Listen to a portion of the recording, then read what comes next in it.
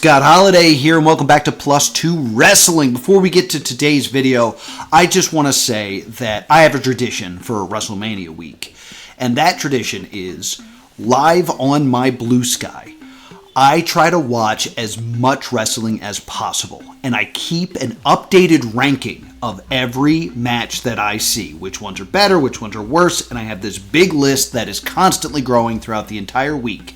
And I decide that's going to be a Plus 2 wrestling video. I'm going to reveal my big, long ranking, and I'm going to talk about it into this camera. And then something gets in the way, and I never make the video. So if you want to see my full list, you can head to my Blue Sky, but I thought I would at least give you my top 5 matches of WrestleMania week. So here we go, before we get into today's topic. Number 5 is from AEW Dynamite, and it's Athena versus Mercedes Moné. I have said a lot of things about Mercedes Moné. I talked about the Mercedes Moné problem and how there's no one left to beat her, but this match, as hyped as it was, really came through. This was a phenomenal contest, and I'm still afraid that the plan for All In is the winner-take-all match between Mercedes Moné, Athena, and Toni Storm. I'm still concerned, but I'm now also concerned, now that Moné has beaten Athena, that we're just not going to see Athena again in AEW, and she's going to stay in ROH, because she worked her ass off in this match, and it was so good, and I need more Athena in AEW. I know, I can't be pleased. I'm upset with both sides of the coin here. I'm a fickle, fickle man. Number 4, we head over to TNA Unbreakable, and we watch the barbed wire massacre match between Sami Callihan and Mason Warner. Oh my god. The level of violence in this match was off the charts, and to see that level not just in a wrestling ring, but in a mainstream wrestling ring was really something to behold, and I recommend that you behold it as well. This was my pick for the most violent match of the week, so be sure to check that one out. Number 3, and I'm not kidding, this is my number 3. I think this match is incredible. It's Minoru Suzuki versus Yoshihiko. Oh my god. Like, we go to DDT for the DDT Championship. Minoru Suzuki is known for such a violent style. Like, you tend to feel bad for the person standing across the ring from Murder Grandpa. Yoshihiko, I don't know, their style seems to vary depending on who they're wrestling. But I will say they have a very distinct style, and for some reason, it just works with these two. This is one of my favorite matches. It's my favorite Yoshihiko match. It might be my favorite Minoru Suzuki match. This is my pick for the funniest match of the whole week. There is a moment in this that I was like, oh my god, Minoru Suzuki is funny. I would have never guessed. This match should be seen. It's a really great showcase for Murder Grandpa. Number 2, we head back to AEW Dynamite. Listen, AEW Dynamite put on the best episode of Dynamite ever over WrestleMania weekend when it comes to in-ring work. So you gotta give it up for Will Ospreay and Takeshita. I mean, these are just 2 of the best wrestlers in the world having a match. Turns out, it's incredible. And number 1 is the opening match of WrestleMania Night 2.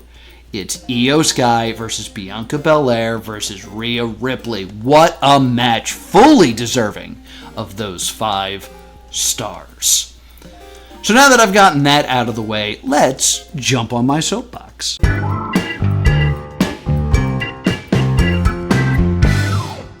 So as I was just saying, unlike last year, I have a lot of good things to say about WrestleMania.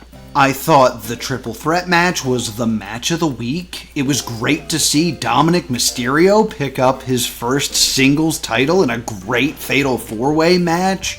Say his name and he appears. Joe Hendry had a match at WrestleMania. This was a really good WrestleMania on Sunday. Saturday, there was just something wrong. Like, I just could not get into WrestleMania Saturday. I don't know what was wrong, but I kept looking for that thread, that missing element that was just making WrestleMania Saturday not hit the way it should. I thought maybe it was because it was on Saturday and it wasn't like the big Sunday pay-per-view that I was used to, but other pay-per-views are on Saturday and not Sunday, and I like those, so I don't think it was that. So I looked back at my Blue Sky, and I was looking at all the comments I made about WrestleMania Saturday, and there was something that I just kept saying. This started off pretty hot.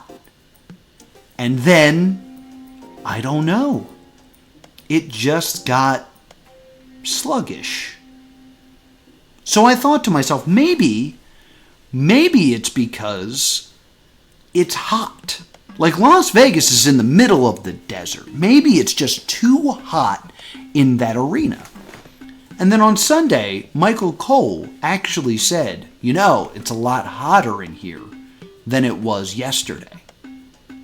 I was like, that's a great call from Michael Cole to kind of like add to the story element that, here on WrestleMania Sunday, the weather is a factor. But it does mean it wasn't a factor on Saturday. At least it was less of one, and Sunday was better than Saturday.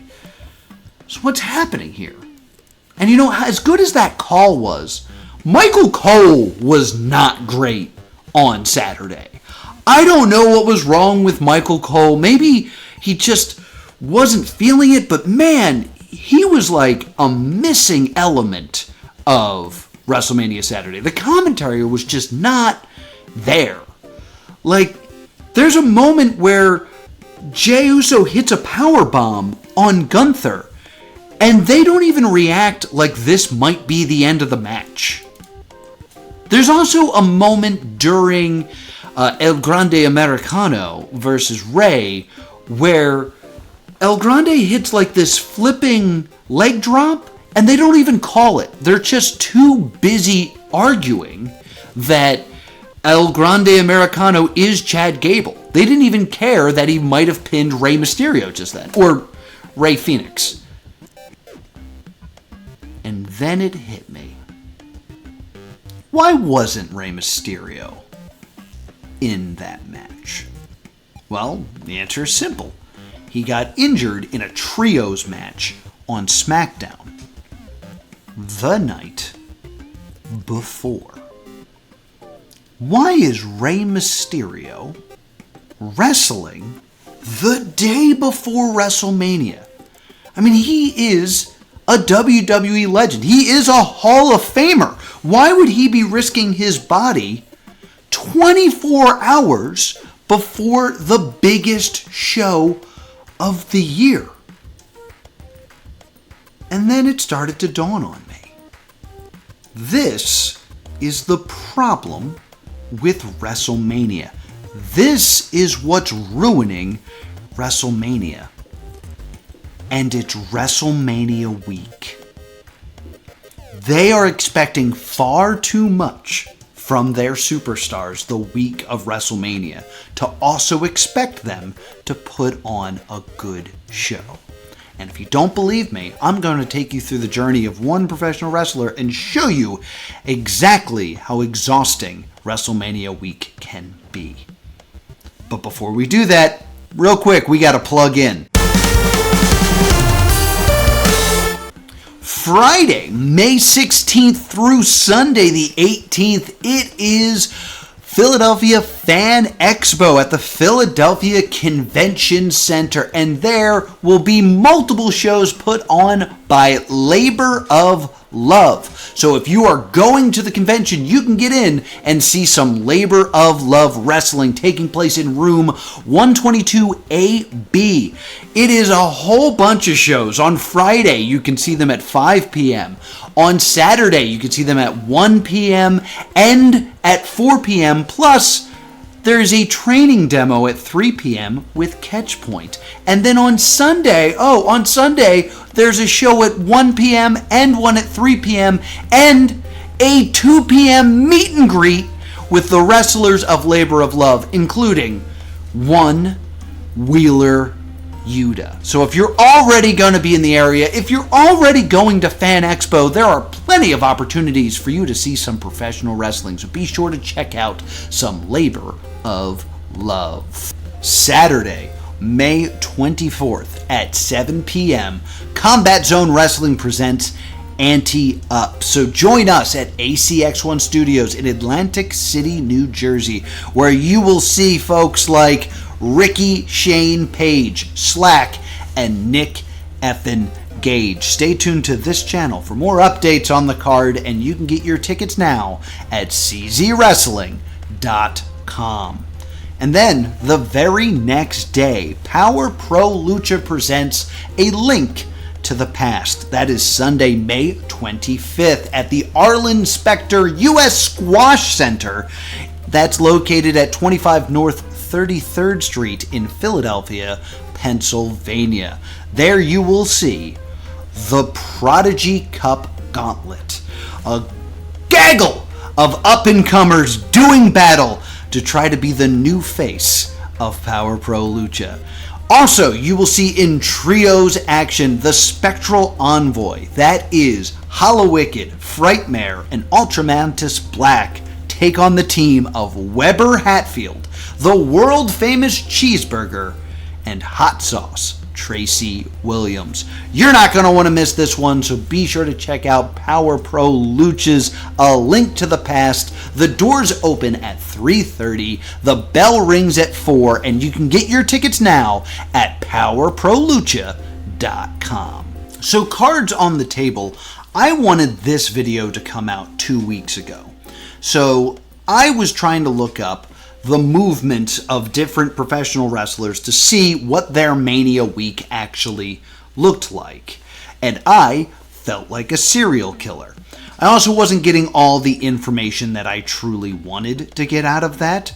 And then luckily, because I held back and waited a little bit, Jey Uso was nice enough to post a vlog that he was required to do on the WWE YouTube page. So I've looked through this and I've really weighed the burden that was placed on Jey Uso. And a lot of people have very similar schedules. So just to put things in perspective, let's take a look at what Jey Uso did Mania week. He must have gotten to Las Vegas no later than Thursday, because on Thursday, he appeared at Wale Mania, which started at 7 p.m. Now, I can't find any real information about what time he was there, or what time he left, or exactly how much he did. I saw that he was on stage yelling "Yeet," but I do know that he made an appearance at Wale Mania. That was Thursday at 7 p.m. Hopefully, he wasn't there too late, because he was required to be at the WWE World to sign autographs at 9 a.m. From 9 a.m. to 10 a.m., Jey Uso was signing autographs at World. He then had a half-hour break, and then at 10:30, he was doing a photo op. You can get an autograph with Jey Uso where he'll smile at you and sign something, but if you want a photo where he's standing and looking and smiling, that's a different cost. So he had an hour of autographs, a half-hour break, and then an hour of photo ops. He then appeared at the WrestleMania kickoff event, basically outside of the stadium. They had Michael Cole and some others hyping up the crowd about what was about to happen at WrestleMania. This featured Jey Uso and Gunther having a bit of a face-to-face moment. Again, nothing big, nothing physical, but something that he was required to do. Now, we will not see Jey Uso do anything in a official WWE capacity until the red carpet for the WWE Hall of Fame. But thanks to the video vlog that they posted on the WWE YouTube channel, we know how he spent that time. He then goes to the gym. That is listed as happening around 4:37. So Jey Uso is working out. And you could say, hey, this would have been a good time for Jey Uso to take a nap.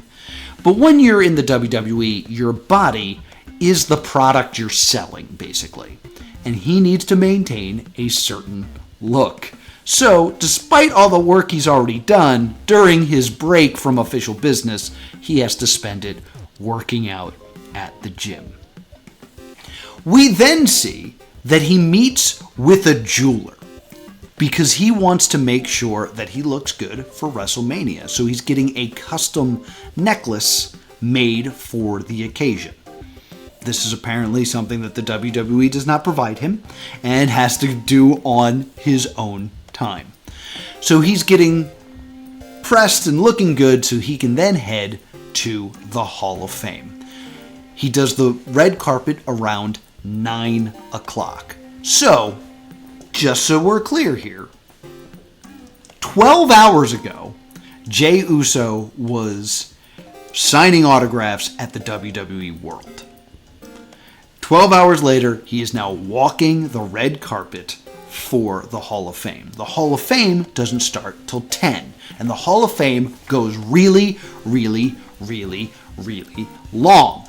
Here are some images of wrestlers asleep at the Hall of Fame.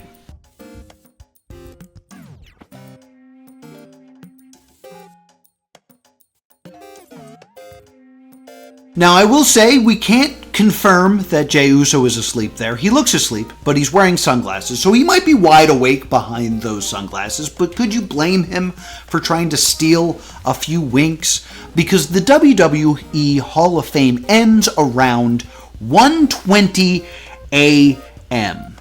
And that's just when it ends. He then has to get back to his hotel room. And we can roughly figure out what happens there, how long it takes for him to get out of there and get back to his room, because we then get a bit of a sign-off for Jey before he goes to sleep, and there is a timestamp on screen that says that it is 2:17 a.m. Now, let's just say, for sake of argument, that the moment they are done this scene and they stop hitting record on the camera, that the camera crew immediately leaves and leaves Jey alone. He started signing autographs at 9 a.m. and he's had this camera crew with him the whole time. This means Jey has been actively working for the WWE the day before the biggest match of his career for 17 hours and 17 minutes straight. Actively and officially working for the WWE. Because that's when he started signing autographs.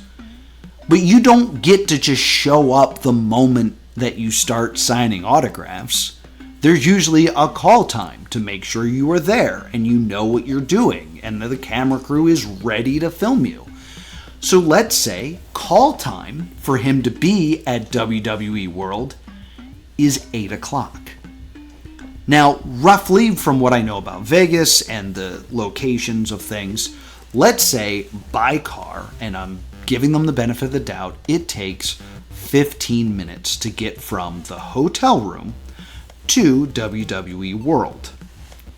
Let's, for the sake of easy math, say that it takes Jey Uso 45 minutes to get ready to go to wherever he needs to go.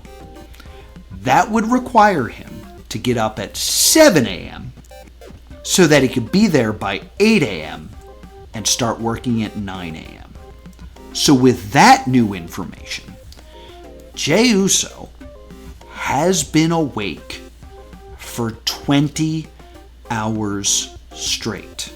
minus a nap during the Hall of Fame. This is with him having an event the day before doing Wally Mania, where we don't know exactly when he finally got to turn in from that.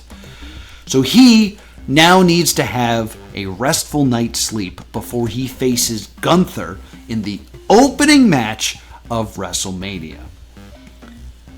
Call time for him, according to the vlog, is 9 a.m. So once again, let's assume that at 2:17 a.m. they hit the button and the camera crew leaves. That's probably not true, but it also takes time. He also needs to, get out of being Jey Uso. He needs to, take a shower and get ready for bed. And, probably takes time to fall asleep. So he probably fell asleep around 3 a.m.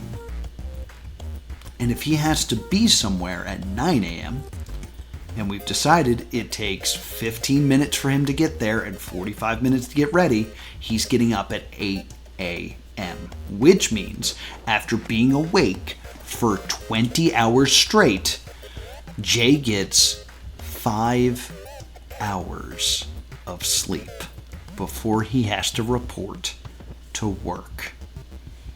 And that time of him at the stadium is not just him relaxing.